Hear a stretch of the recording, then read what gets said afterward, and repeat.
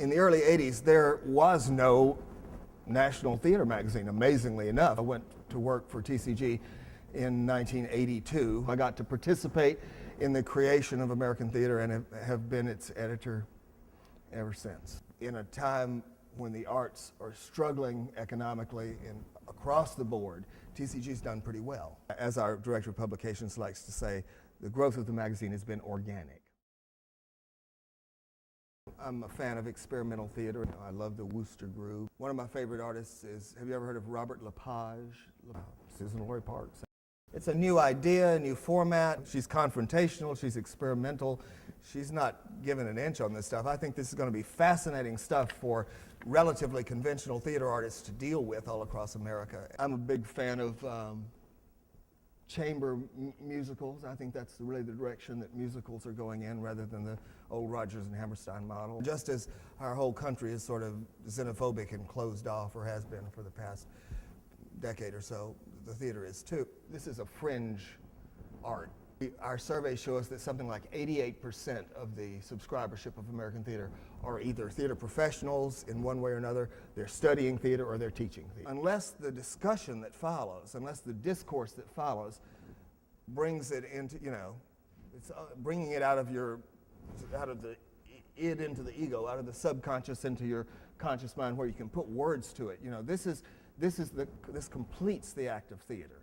And that's why writing about the theater is so important. That's why arts journalism is so important. That's why criticism is so important. Theater's always on the brink of disaster. And it's on the brink now, just like it's always been. What was it at its biggest amount? Did it hit 200 million? Two something. And then they discovered that, they discovered Piss Christ, and they discovered Mapplethorpe, and they discovered Karen Finley, and it was, things got bad.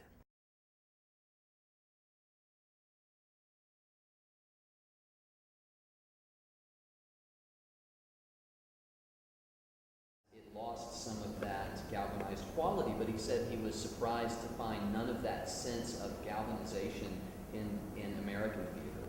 You can't just, rail against injustice and set up straw people to knock down. It's a real political theater with real guts to it is a very, very challenging thing to do well and to do sensitively. Technology has enabled design to do new stuff. It's just absolutely amazing.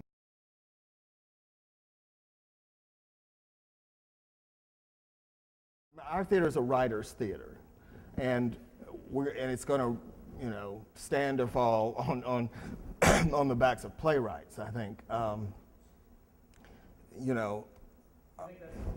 think it's still true. I think it's still true. Because we went through a patch there where directors seemed awful important. Yeah, but they're not really. In America, the basic artist of the theater is still the playwright.